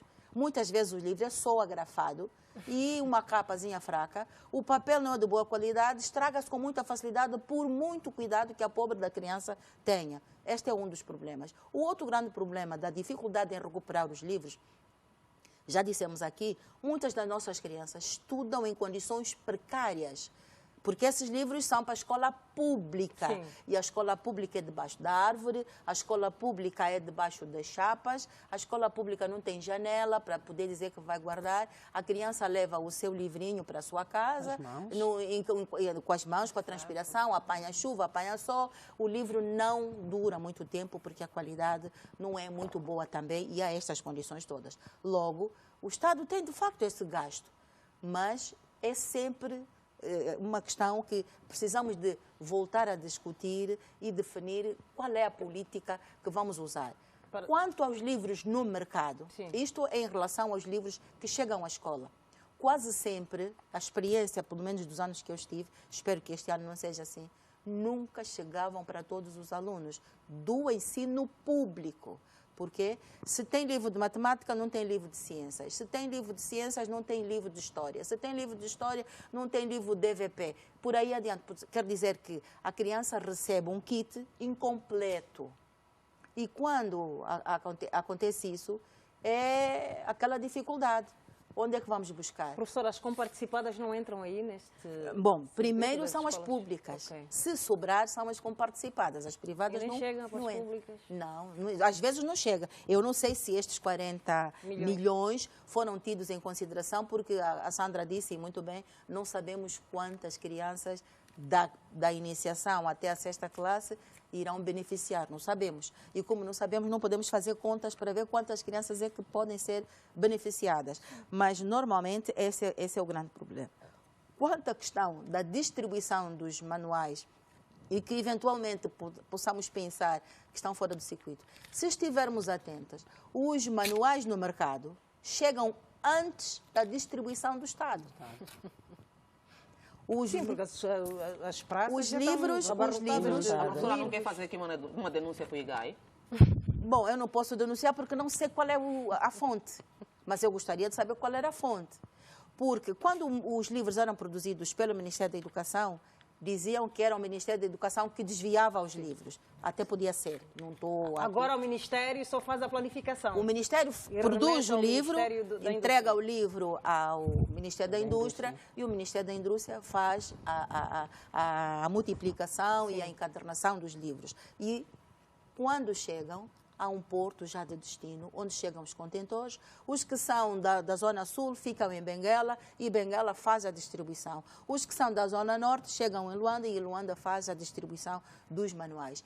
Se alguém desviar neste circuito, ele sabe, porque há uma planilha onde sabe quantos livros cada província recebeu. Se nos chegou a província tem que responder onde estão os livros que estão a faltar. E ali não é só responsabilidade do Ministério da Educação, nem é só responsabilidade do Ministério da Indústria. É também responsabilidade de todos nós que temos que fiscalizar os livros, porque os livros são para nós, são de interesse público.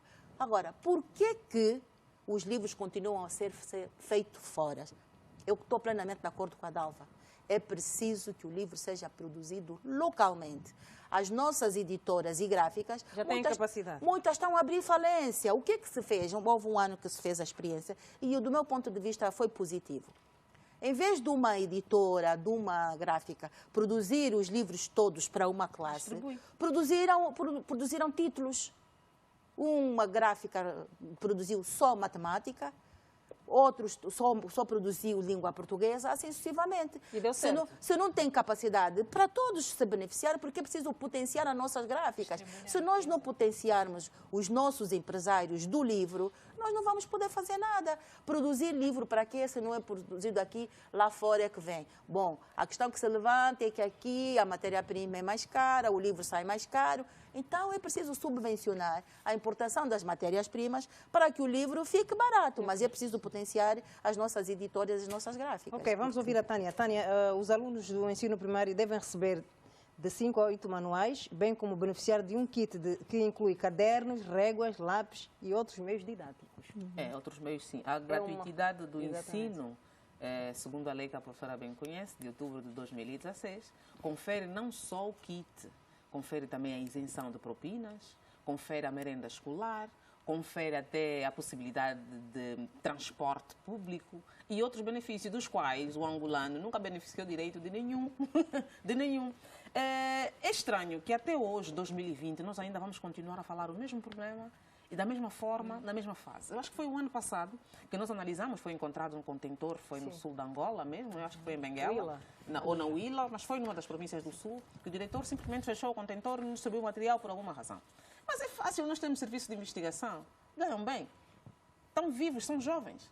Não é? Fazer um serviço apurado. Então, alguma coisa não está a funcionar, porque é o mesmo problema recorrente. Mas atenção, os lotes, o kit que o governo paga oficialmente, vamos supor que sejam 10 livros, em contentor 10 livros. O homem que trabalhou na tramitação, que foi já deixou a micha no sul-africano, o chambeteiro, ficou com a parte dele, também vai emitir mais 5, o contentor dele sozinho, que vai vir no mesmo voo, no mesmo barco, que vai ser pago. Sim, são os mecanismos. Que vai ser pago com o dinheiro do Estado. O Estado está a pagar o contentor dele, ele meteu o dele em cima.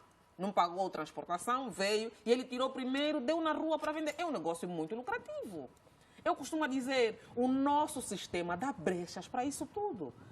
Se você não consegue parar para perceber que tem que potenciar as gráficas nacionais, porque estarias a ganhar 2 vezes, estaria a manter os postos de trabalho ativos, estarias a garantir que as empresas não decretassem falência, estarias a fazer um exercício, tu mesmo que és o responsável da isenção de imposto daquilo, irias trazer a matéria-prima assim. Quer dizer, é um processo que é fácil. Claro que não é tão fácil assim como a gente diz, não é? Mas é possível, é execuível. Nós não somos mágicas nenhumas que estamos aqui no painel a identificar um problema que eles também já conhecem a solução. Hoje, por exemplo, dia 7, sexta-feira, o Jumbo está a comercializar os livros a 8.000 kwanzas. 8.000 kwanzas. O que é 8.000 kwanzas para o pensionista que tem 19.000? Só comprou um livro para o neto. Na rua, tu com 15.000 kwanzas tens o kit para a primeira classe. Agora vê, se tu tens quantas crianças que vais gastar 15 mil... Estou a falar dos preços da rua comparativamente ao Jumbo, um supermercado milenar, secular. Né? Tá ali. Tens o Quero, tens o Candam. Estou a falar dos supermercados que normalmente vendem bem e encontras com maior facilidade determinados materiais didáticos para o ensino. E tens o mercado informal. Tu nunca vais ter dificuldade se for para um mercado qualquer de encontrar livro. Vais encontrar sempre. Mas será que ninguém percebe? Será que ninguém consegue perceber que a compra dos livros na África do Sul já meteu aí uns tantos ricozinhos? Não é possível nós pegarmos, não é? O IGAI não está atento a isso, não consegue levantar o processo para fazer uma investigação apurada, porque a corrupção não é só já lá em cima, que levaram milhões... Já um tribunal de denúncia para o IGAI, que é o 116. Mas não vamos queixar o zungueiro que está a zungar com o livro, quando quem mandou fabricar o contentor dele, que foi pago com o nosso dinheiro, está no gabinete no ar-condicionado. O IGAI tem que fazer o trabalho, a inspeção tem que fazer o seu trabalho. Esse problema na educação não é de hoje. No entanto, nós não estamos a falar aqui nada que seja novidade. A questão da merenda escolar. Estamos a falar hoje dos livros. Eu sei que tarde ou cedo, no decorrer do ano letivo, nós vamos parar para pensar na questão da merenda escolar. Que acordos nós já tivemos com as indústrias de laticínios locais para fornecimento dos produtos para as escolas? Nós não sabemos. Vamos voltar a reativar em algumas escolas que não tiveram. Não vamos voltar. O ano passado, a taxa de abandono escolar, a que nível estávamos? Não é? Quais foram as razões fundamentais? Nós estamos a entrar com um novo ano letivo sem necessariamente conhecermos os reais problemas que empurraram, se calhar, o bom andamento do ano que terminou aqui há dias. A questão da recolha dos livros usados. A questão do preparo, do cuidado, até parece propositado. Porque se os meninos continuarem a conservar os livros, se a escola exigir isso, o charmeteiro que vai comprar na África do Sul não vai fazer a lata dele, como se diz na gíria. Nós facilitamos, nós criamos mecanismos, nós damos brechas para que as coisas continuem assim. Não queremos pensar no ensino qualitativo. Quando nós pagamos mal o encarregado de educação, vamos exigir que ponha a criança na escola. E vamos continuar a dizer abertamente que o ensino é gratuito. Não é gratuito em nenhuma parte da Angola. Como responsabilizar os autores disso? Eu acho que as instituições devem se libertar da letargia que, de certo momento, andaram a ter. E olhar e ser coniventes com esse roubo perpétuo que existe no sistema de ensino nacional. O sistema de ensino já passou por fases piores. Nós temos que reconhecer que muita coisa boa foi feita. Muitos projetos estão aí a avançar. Muitos projetos a gente aplaude e está aqui disposto a apoiar. Mas quando a gente para perceber que os direitos das nossas crianças estão a ser coartados com a nossa conivência, é grave. Ou a gente tem que abrir mesmo já e dizer, porque todos os anos a gente gasta muito dinheiro, os livros não chegam. Vamos definir critérios, vamos definir bases, vamos definir prioridades. Quem são, quais as escolas, qual o município, quais são as localidades, porque os critérios também é uma forma de exclusão, é uma forma de facilitação, é uma forma de equidade na distribuição do bem público. Por que as crianças, quando eu falo da Mutamba, entendam bem o que eu quero dizer, vão ter os materiais e as crianças que estão no Quechua, que estão no Longonjo, que estão na Gabela, que estão nos outros municípios das outras províncias de Angola, não têm acesso a esse manual. Luanda, só Luanda vai ter 6 mil. E a professora, 6 milhões. A professora já explicou. A olho nu, 6 milhões parece um número muito grande. Mas na prática é infuncional, é irrisório. Estamos a falar de Luanda, a província que é mais populosa. Se formos a falar, por exemplo, do IS, se vamos a falar de Cabinda, Cunene, Namibe, qual é o número? Quais são as crianças? De que escola? Onde? Não temos que acabar com essa exclusão. Temos que acabar com essa assimetria na distribuição do bem público. Muito bem. E é possível. Vamos falar agora sobre as manchas de petróleo que foram dar à costa de Quinfuquena, na província do Zaire, de acordo com a administradora municipal do Soio, Lúcia Tomás. O derrame, cuja origem se desconhece até o momento, constitui uma preocupação para as autoridades municipais, na medida em que o mar serve de fonte de alimentação para a população local. Vamos começar com a Dalva. Dalva, os derrames no Soio são recorrentes. São recorrentes. Nesta temática, gosto de pensar que a poluição ambiental no domínio marinho constitui preocupação dos governos a nível global. Se nós olharmos um bocadinho para aquilo que são os objetivos da agenda da União Africana, a 2063, olhamos também aquilo que é a visão da Carta dos Objetivos das Nações Unidas, que é a Carta a 2030, se a memória não me traz, não é?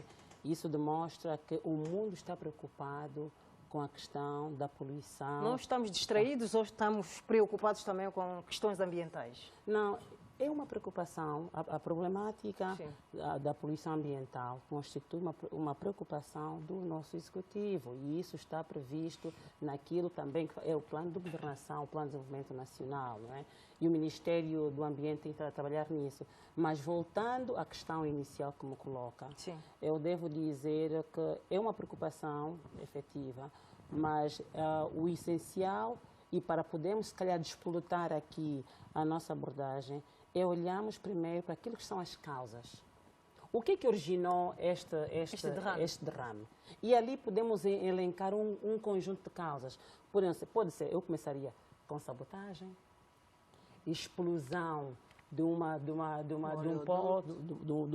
poço, de um oleoduto, de petróleo, de um cargueiro, de um barco, um navio transportador. Quer dizer, há um conjunto de causas que podiam ser apontadas que resultaram nessa situação.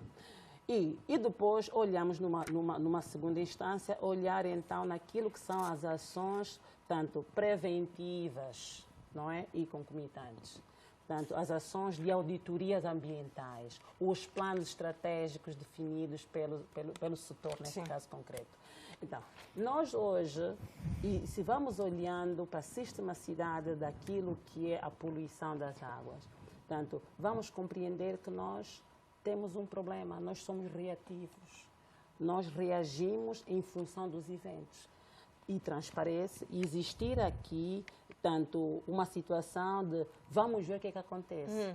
E transparece que não temos um plano concreto. Se olhamos para o SOI concretamente, a administradora municipal veio à pública dizer que vamos avaliar o que está a passar. O próprio Ministério do Ambiente também disse. Não temos no local, a nível da província, equipes, não é? Em condições para imediatamente fazer o acompanhamento sistemático da zona, não é? Que vai do Soio, vai para a Cabinda, não temos isso que é para poder se determinar esse problema. Entretanto, o que é essencial aqui? É nós pensarmos o que efetivamente existe. O que existe em termos de políticas definidas para podermos atender essa situação. Porque se olhamos, deixa-me aqui dizer que o petróleo por si só não é um recurso. O mar é um recurso econômico. E então, se nós pensamos nesta dimensão, vamos compreender que há um conjunto de problemáticas que resultam desta contaminação. É a morte da flora marinha, é um conjunto de comunidades a nível da região que também perde a sua vida econômica a nível em sede deste evento natural que aconteceu. Portanto, há muito problema sério e que penso que o órgão regulador deve trabalhar mais para que situações como essas sejam mitigadas. Professora Luísa Grilo, há técnicas para se aferir, então, ou pelo menos chegar à conclusão de onde veio este derrame? Eu acredito que sim, porque de acordo com o que eu fui lendo, para serem aplicadas os laboratórios do Ministério do Ambiente podem determinar, porque foram colhidas as amostras, e em função da qualidade pode-se determinar qual é a empresa que causou o derrame. Portanto, do ponto de vista técnico é possível e científico é possível determinar quem foi a empresa que fez e sancionar na medida do necessário. De facto, é muito triste que nós constantemente estejamos aqui a falar do derrame do crudo. Sempre falamos do derrame e sabemos muito bem quais são os prejuízos que isso provoca à fauna marítima.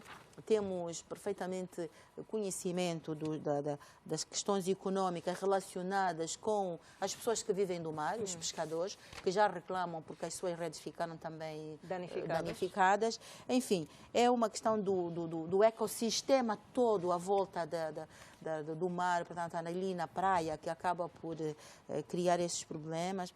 É verdade que a chuva veio dar assim um jeitinho, limpou mas não resolveu o problema. Mas não, está a empurrar para a cabinda aquelas manchas de óleo que começam a passar já para a cabinda. Portanto, é urgente que se tomem medidas para se prevenir que situações desta natureza possam acontecer. Verificar com regularidade os tanques onde são depositados o crudo quando é explorado, verificar os oleodutos, portanto, a durabilidade das condutas e fazer a manutenção regular destes oleodutos para que isto não volte a acontecer. De facto, nós não podemos ser tão negligentes ao ponto de deixar que... Em junho do ano passado, nós falamos aqui do derrame no Soio. Sim. Ainda não passou um ano, já estamos a falar outra vez do derrame no Soio. Quer dizer, isto já é, eu não digo uma brincadeira, mas é uma irresponsabilidade, pelo menos. É preciso, de facto, que as empresas sejam penalizadas na medida dos prejuízos que causam, porque estes pescadores acabam por criar problemas. Agora estamos com problemas de falta de carapau. São essas questões que vão matando as espécies, Temos lei espécies branda, marítimas. professora? Eu não sei se as nossas leis são brandas, mas a aplicação da lei é que eu acho que é muito Então estamos muito a falhar aí, na aplicação. Estamos a falhar na fiscalização. Estamos a falhar na fiscalização e estamos a falhar na punição. É preciso dar mesmo com toda a força para doer, porque se eles souberem que há consequências graves para eles, vão ter, de facto... Os cuidados vão ser maiores. Vão redobrar. Sandra, os projetos de impacto ambiental são analisados ao pormenor? Para aquilo que ouvimos dizer de parte da instituição que é responsável por propor a formulação de políticas, por controlar, por monitorar aquilo que é a política ambiental junto do Estado, junto do Governo, dizem que sim, que tem sido até uma exigência que todos os projetos a nível da construção civil, a nível de exploração, têm necessariamente de ser acompanhados de um projeto de impacto ou de uma análise de impacto ambiental. Mas, infelizmente, na prática, nós vemos que o Ministério do Ambiente tem intenção de trabalhar, tem instrumentos jurídicos que lhe permitem trabalhar. Passa das intenções. Por exemplo, na lei de base do ambiente, no artigo 4º, dentro dos princípios específicos, fala da responsabilização, mas é um ministério que enfrenta muitos entraves naquilo que se refere à aplicação dos seus princípios, né? Aplicação das suas tarefas. Por quê? Porque é um ministério que tem uma ação transversal, passa por quase todos os ministérios.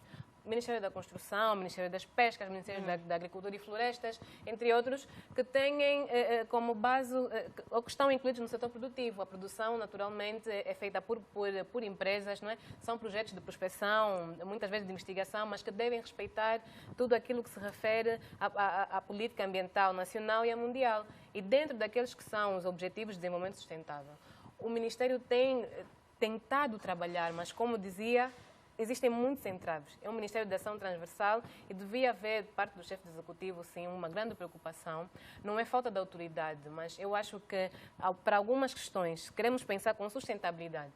Se o objetivo é levarmos a cabo os 17 Objetivos de Desenvolvimento Sustentável e pensarmos numa Angola para o futuro, então é um Ministério que podia ter uma categoria como Ministério do Estado, não é? Ou que está acima dos outros ministérios e pode controlar toda a política ambiental que é desenvolvida noutros setores. Portanto, quando, de facto, o Ministério for potenciado neste sentido, quando for lhe dada não a autoridade necessária, mas a abertura necessária para poder trabalhar, nós vamos ver casos, né, como estes. Ainda não se identificou, de facto, quem é o culpado, mas é preciso que neste processo haja alguma lisura, haja alguma transparência, porque um outro entrave que não podemos deixar de pronunciar aqui é o facto de ser uma empresa afeta a um membro do Executivo e depois encontrem ali algumas barreiras na aplicação da lei. Então, as empresas estão notificadas por ameaças. Uma ameaça não vai devolver os estragos, não é? Ou o impacto ambiental negativo que fez na praia, não é?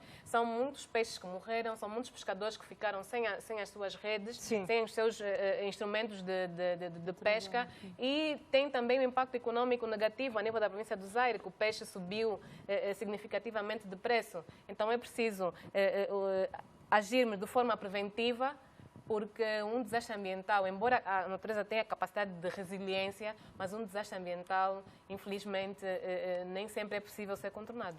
Tânia, a maior parte dos derrames devem-se também à falta de manutenção dos equipamentos de exploração, que são usados pelas operadoras. Fundamentalmente.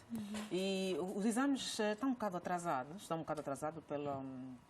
pelas consequências nefastas que teve na vida das populações que vivem diretamente da atividade pescatória. E dizer que essa letargia também facilita, ou também essa morosidade, o excesso burocrático, como falou, à DALVA para a resolução de questões tão sérias como essa, dá um certo comodismo às empresas que fazem a prospecção e exploração do petróleo e que têm essas consequências. Mas isso é transversal. Isso é transversal. Eu acho que o setor petrolífero não leva a sério, em Angola particularmente, as questões ambientais. Porque não pode ser sequencial, não pode ser repetitivo, e o intervalo não pode ser muito curto.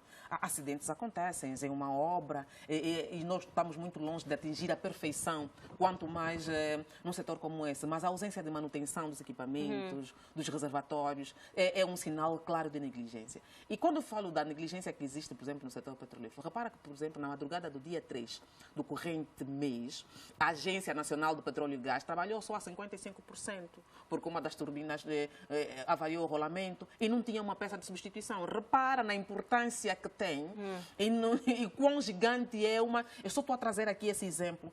Quando eu falo de negligência, falta de compromisso, até manutenção. Como é que uma Agência Nacional de Petróleo e Gás não vai ter rolamento para a substituição de uma peça e o país vai ficar 3, 4 dias e de uma forma grave a produzir só 55% da capacidade, que é aquele investimento tão grande? O mesmo acontece. A Total diz que só em 2019 gastou mais de $100 mil, isso é o mínimo, não é? Em responsabilidade social, não é? E depois diz que nos últimos anos gastou mais de quase $100 milhões, ou perto, nos últimos anos ou na última década em Angola, nas ações de responsabilidade social. Aonde? Com quem? Como? Até há relatórios.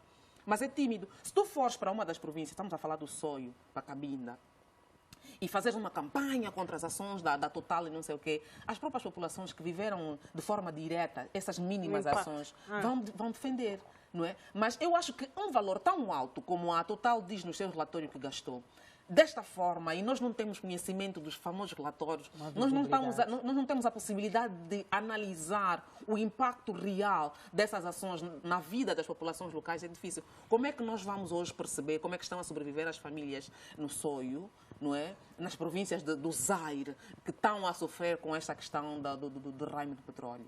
Está a chegar a Cabinda. Quem está a levar lá alguma assistência? Como é que são trabalhadas essas consciências? Porque, para além do problema da flora marítima, tem a questão mesmo de problemas dermatológicos do ser humano. As pessoas vão tomar banho no mar poluído, faz outros mal à saúde humana, porque podem até deixar de consumir o peixe por algum aviso e tudo mais. Quer dizer, são consequências, é uma bola de neve. Então, o que o Ministério pode fazer? Eu acho que o nosso Ministério tem que ser um bocadinho mais célere e tem que haver um trabalho conjunto. A sociedade civil, os ativistas ambientalistas, angolanos em particular, têm que pressionar mais as instâncias. Estão tímidos também. Estão muito tímidos. Eu acho que há uma timidez muito grande e o Ministério, a dada altura, trabalha quase que de forma isolada. A Sandra fez aqui uma simbiose muito interessante. É um Ministério transversal. Nós nos debatemos aqui com a questão do derrame do petróleo. Mas às vezes esquecemos, por exemplo, de falar da exploração de madeira, que a gente às vezes vê que é uma coisa também um bocado muito confusa. Nós não sabemos quem é caminhão conduzido por estrangeiro que leva touros daqui, é abate de árvore discriminado. Temos que reconhecer realmente o mínimo. E sabemos das cotas que são disponibilizadas e tudo mais, mas é importante nós fazermos uma reflexão séria, envolver mais sinergia, envolver mais atores sociais e as empresas têm que ganhar responsabilidade. É só em Angola, que até é o segundo maior explorador de petróleo, a segunda maior economia da África, que devia ter mais cuidado, que devíamos ser exemplo. Quando chove, nós vemos as fotos da Praia do Mussul. Quem são, na verdade, os ativistas, os ambientalistas e as pessoas que se envolvem nessa causa? Exatamente, mas a grande questão aqui é, sentes que o Ministério do Ambiente trabalha, de facto, com os parceiros sociais? Com os seus parceiros sociais? Eu, se dissesse que não, estaria sendo injusta. O que eu posso dizer o trabalho dos parceiros sociais? Devia ser mais intenso. Eu acho que ainda é tímido. Isso significa que há algum, mas ainda é tímido. Muito bem. E vamos colocar então ponto final a esta edição do Política no Feminino com as questões ambientais. Nós vamos voltar na próxima sexta-feira. A todos, continuação de muito boa noite, um bom fim de semana.